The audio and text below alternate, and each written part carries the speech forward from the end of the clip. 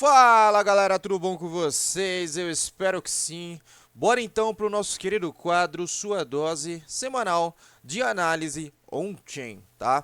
Essa semana foi uma semana sem tanta novidade assim, eu diria que tivemos algumas questões ali no mercado de derivativos, mas de resto não foi tanta coisa ali. Porém, vale a pena aí a gente estar de olho para filtrar as principais movimentações do mercado aí, tá?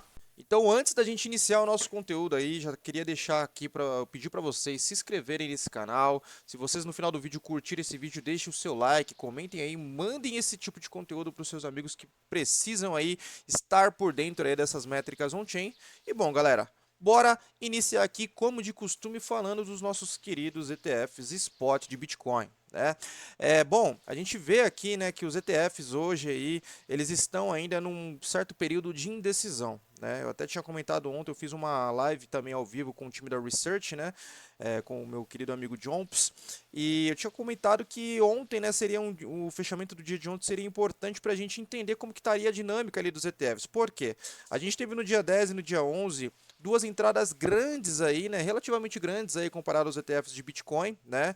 A gente teve no dia 10 223 milhões de dólares em entradas. É uma entrada que é um valor que a última vez que esse valor foi superado foi no dia 21 de novembro, ou seja, já faz um certo tempo, né, quando a gente fala aqui da dinâmica dos ETFs spot, né, de Bitcoin. Porém, ontem aí no fechamento do dia a gente teve mais um dia de saída. Então tá bem difícil emplacar aí entradas constantes, né? A gente até ali do dia 25 até o dia 2 ali de dezembro a gente emplacou essas entradas, porém com entradas bem pífias, né? Pô, dia 1 de dezembro, 8 milhões. Nem os ETFs de Ether têm entradas tão pequenas assim, né? Então a gente continua percebendo que o quê?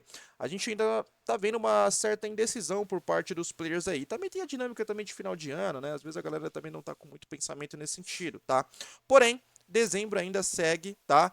Com um mês positivo, pelo menos até o momento, né, 149 milhões até o momento aí de fluxo positivo, um fluxo bem pequeno comparado aos ETFs aí do que a gente está acostumado, mas a gente ainda está no dia 12 de dezembro, que é o dia que eu estou gravando aqui esse vídeo, né? Então ainda tem muita coisa para acontecer, tá? Quando a gente pega os ETFs de Ether, aqui eles continuam também seguindo a mesma dinâmica, tá? Eles já estão aí no positivo, né? Basicamente bem parelho ali com os ETFs de Bitcoin, também, tá? E a gente tem as dinâmicas aqui dos outros ETFs, tá? A gente tem os ETFs de Solana, que seguem relativamente tracionando bem aí, né? Então, até o momento, desde do seu lançamento ali no dia 28 de outubro, a gente teve apenas 3 dias de saída, né, de fluxo negativo, né? E até o momento eles seguem tracionando bem aí, tá? Quando a gente pega o mensal aqui deles, eles também estão no positivo aqui. Claro, né, dezembro você vê que impacta, né, a dinâmica dos ETFs de Bitcoin acaba impactando todos os outros ETFs, né? Continua sendo aí o mês, até o momento, o pior mês aí dos ETFs de Solana, né? Claro, muito recente ainda para dizer. E a gente também teve aí o lançamento recente dos ETFs de Chainlink que iniciaram no início desse mês, que também aí estão aí com fluxo positivo, mas nada assim grandioso, tá? Tirando o dia de lançamento que a gente teve 37 milhões de entradas, de resto, fluxos bem pequenos ali, na casa de 1 milhão, 2 milhões, né, saindo desse quesito. Então, aqui nos ETFs aqui ainda a gente continua no patamar de indecisão, tá? E aí, quando a gente vem para o mercado de derivativos, eu acho que é o ponto principal novamente da nossa live, né? O mercado de derivativos ele tem guiado bastante aí, né, essas últimas semanas, que é o quê? Eu já tenho comentado dessa zona aqui dos 95K há um bom tempo, né? Para quem acompanha as nossas causas aí já sabe disso, né? E essa zona continua se fortalecendo, tá? Hoje, se a gente pegar aqui, ó, entre 95.3, que a gente tem 2.8 bi, mais 95.1, né, que a gente tem 2,7 bi, a gente está falando de mais de 5 bilhões de dólares para ser liquidados nessa região dos 95K. Tá? 5 bi, é a maior concentração, não é à toa que a gente vê o gráfico bem amarelo aqui. E pô, olha que interessante, no dia 9 a gente praticamente tocou ali nessa região, né? Bitcoin ali na casa dos quase 94,3 ali, né? Depois, no dia 10 a gente foi de novo tocar nessa região, 94,2, mas ainda não tivemos força para romper isso, tá? E seria extremamente interessante para a gente liquidasse, começasse a liquidar esses players aí dessa região dos 95K, porque para mim isso daqui seria um estilingue para a gente começar a buscar posições acima. E olha como essa região entre 95 até mesmo 100K tá repleta de liquidez aqui. tá? Então, essa região dos 95K, se a gente conseguir ultrapassar ela e começar esse excesso de liquidação aí, né? Esse short squeeze aí, que digamos assim, isso seria muito bacana. Não é à toa que quando a gente teve ali a primeira subida do Bitcoin ali, né? A gente saiu de 70 bi em posições em short, tá? Para 60 em 4 bi no mesmo dia, tá? No mesmo dia. Então, claro, a maioria dessas posições foram fechadas, não foram liquidadas, mas assim, já teve uma decaída muito boa, tá? O que me preocupa é isso daqui, que o mercado ele começa a ficar eufórico. Se a gente pega do dia 1 de dezembro, a gente tinha 23 bilhões em posições em long, e no atual momento, tá? Olha aqui, a gente já tem 48 bi. Ou seja, a gente já tem mais de 100% aí de aumento aí nas posições em long em 12 dias, né? Então o mercado ele está ficando eufórico, né? Novamente, tá? Então a gente precisa ter essa força aqui, tá? E quando a gente traz para, porém quando a gente pega, né, períodos um pouco mais longos aí no time frame, né? Por exemplo, eu vou colocar em 3 meses aqui para a gente dar uma olhada como que tá. A gente percebe que a discrepância ainda entre posições em long e short está bem grande, né? A gente vê aqui 39 bi contra, né, atuais aí 129 bi em short, tá? E mesmo assim a posição dos 95K segue sendo uma posição aí de muita liquidez. Aqui em time frames maiores a gente vê posições em 123, né? A gente vê aqui em 110 também, que é uma região importante, mas a gente continua vendo aí. Então seria muito interessante que o Bitcoin rompesse, né? A primeira zona de resistência para mim na principal, não é à toa que é realmente uma zona de resistência, a gente tocou 2 vezes nos últimos 3, 4 dias, tá? Como vocês podem ver, ó, 1, 2 e não conseguimos superar. Então é uma zona de resistência muito forte sim, tá? Seguindo aqui, falando um pouquinho de fund rate, a gente vê que o fund rate ele continua oscilando bastante entre fund rate negativo e fund rate positivo. Isso também mostra uma certa indecisão do mercado, né? No quesito de apostas ali entre long e shorts, tá?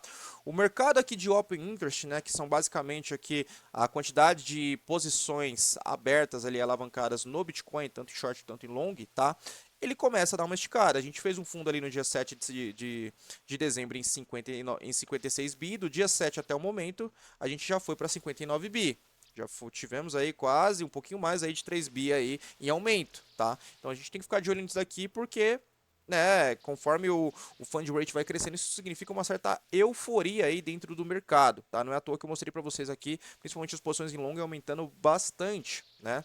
E aqui a gente começa novamente falando desse gráfico aqui que eu sempre vou trazer nas nossas nos nossos vídeos aqui de análise on time, porque é um gráfico muito interessante que mostra as principais zonas aqui para a gente ver como que está fluindo, né, o mercado, né? A gente percebe que o True Remain ele continua sendo bem respeitado, né, e ele continua na faixa dos 81 mil dólares. Marquem isso porque eu quero comentar dessa faixa dos 81 a 83 mil dólares hoje, tá?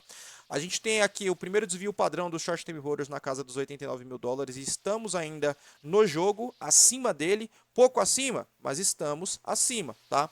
E a gente percebe médias móveis aqui começando a se cruzar. A gente tem o MVRV, né, no caso aqui em zero, né, em neutro, em 110 em 102 mil dólares e o Realized Price do Short Term Holders também em 102, só que 102,8, tá? Uma pequena diferença e a gente começa a ver essas médias móveis querendo se cruzar, tá? Seria bem bacana, como eu sempre costumo dizer, que a gente conseguisse ficar acima, tá, do Realized Price do Short Term Holders, que serviu muitas vezes aqui de bons suportes, como vocês podem ver, ó, suporte, falso rompimento e depois all time high, né? E aí quando a gente perdeu ali em meados de outubro, ficou um clima tenso aí para o mercado, né? Então ficar acima da realized price do short term holder seria bem bacana e ele segue caindo, tá? Isso significa que o quê? Que os players estão fazendo o seu DCA, estão diminuindo seu preço de entrada no Bitcoin, né? Então eles continuam comprando. E eu trouxe até alguns dados que colaboram com essa dinâmica, tá? E olha que interessante aqui, esse gráfico aqui da Glassnode que mostra o preço médio, a média de preço médio ali, né, dos ETFs, tá? E também continua aqui, como vocês podem ver, na faixa dos 83, aqui a mensagem até fala aqui, né? Vou mostrar para vocês, 83K, tá? Então você vê como 81, 83 são zonas importantes. A gente tem aqui o preço médio dos ETFs que está em 83K, a gente tem o True Remain aqui que está em 81, né? E aí, é um ponto também que eu queria comentar com vocês, tá? Saindo um pouco dessa faixa aqui dos 80, que é aquela nossa dinâmica que eu já tinha comentado, né? Do cruzamento que a gente teve da Realized Price do Short Term Holders com a média de 200 dias, que é uma média muito importante, que hoje ela está na casa dos 109, né? E eu mostrei para vocês, eu acho que na última live, né, que quando a gente teve realmente um cruzamento forte E como vocês estão vendo, isso não me parece ser um falso rompimento até o momento, tá? Porque, ó, isso daqui é um falso rompimento. É quando o preço cruza a média móvel e depois sobe, né? Indicando ali que foi um falso rompimento, né? Ele não abre muito, só que até o momento aqui ele tá abrindo e não tá mostrando sinal de fechamento aqui, né? Para que a gente pudesse ter uma reversão. E olha que, para quem não assistiu o último vídeo, né? Eu gosto de trazer esse vídeo aqui, essa dinâmica que eu estava estudando, que foi isso daqui, ó. Quando a gente pega, tá? A última vez que isso aconteceu para valer, tá? A gente teve aqui, ó, falsos rompimentos, né? Mas quando a gente pega realmente a última vez que isso aconteceu para valer, olha aqui, ó. Foi aqui, ó, em meados de janeiro de 22, onde o Realized Price do Short Term Holders cruzou aqui, tá? Não foi um falso rompimento, como vocês podem ver. A média móvel de 200 dias para cima. E o que a gente entrou aqui? Entramos no Bear Market, tá? No bear market de 22, que foi um período bem complicado. E não foi nem. E assim, mas bear market teve ali, de 22 teve o crash da FTX. O crash da FTX foi ser aqui, ó. E mesmo assim, ó, o preço continuou acontecendo. E aí foi quando a gente teve de novo, né, a realized price do short term holders indo acima, tendo esse cruzamento para cima, que aí a gente conseguiu ter recuperações aí, tá?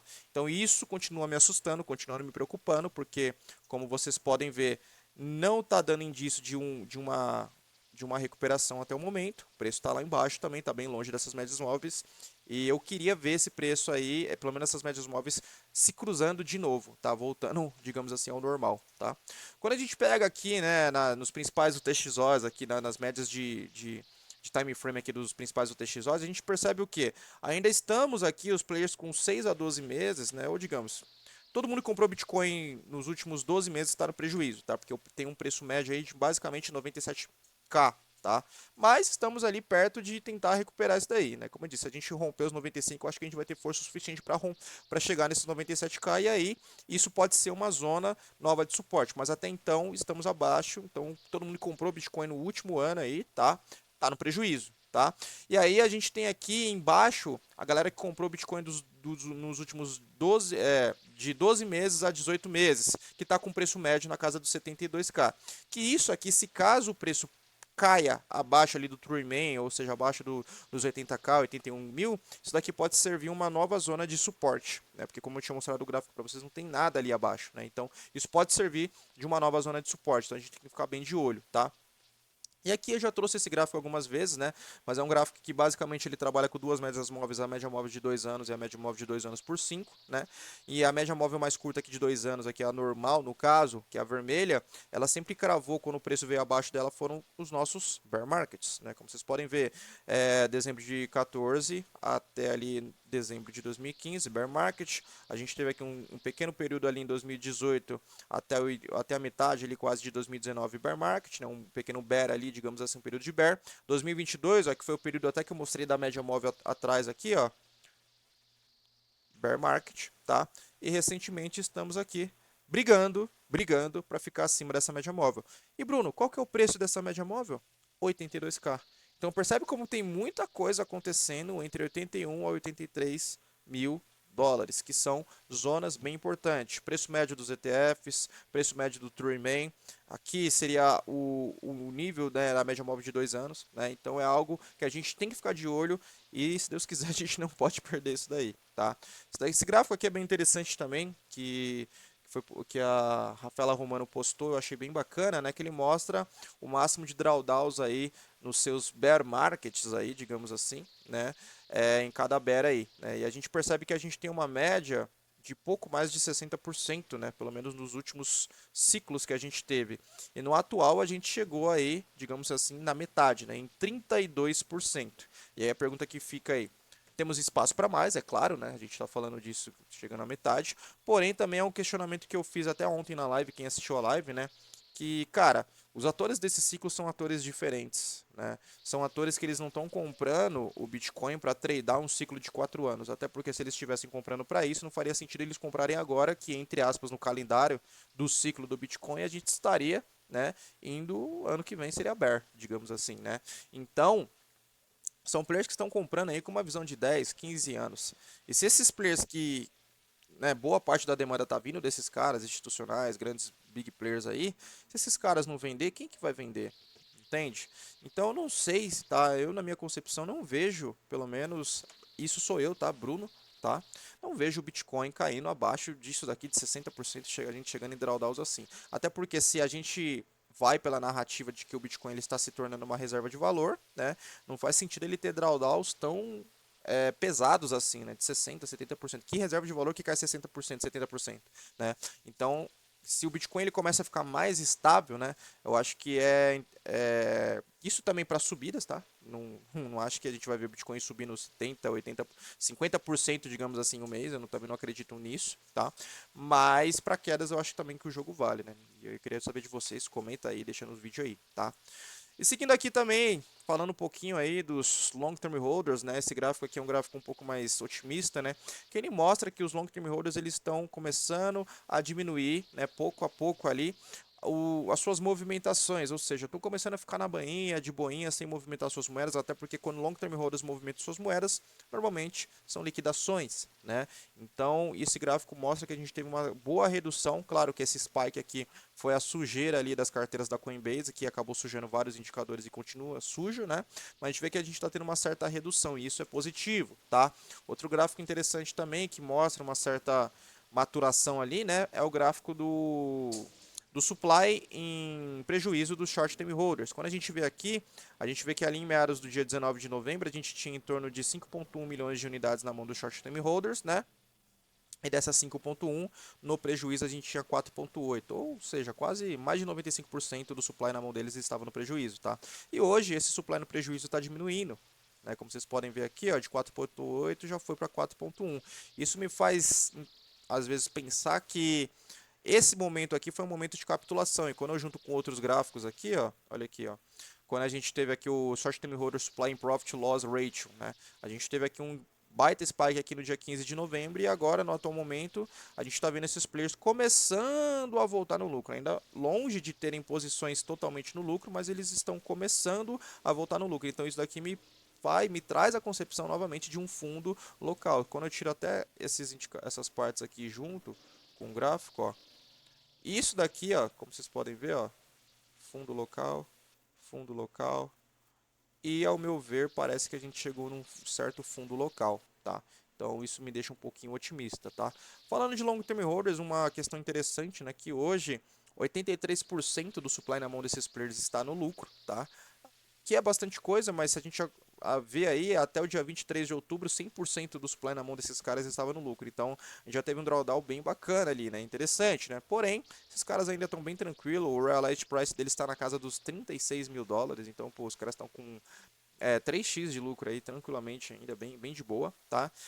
E olha que interessante aqui, tá, galera, quando a gente fala de demanda. Esse indicador eu já trouxe eles algumas vezes aqui, que ele é o Permanent Holder Address, né? Basicamente, a CryptoQuant fez um estudo, né, de carteiras, que normalmente essas carteiras não liquidam suas posições por nada, elas só compram e dificilmente essas carteiras movimentam.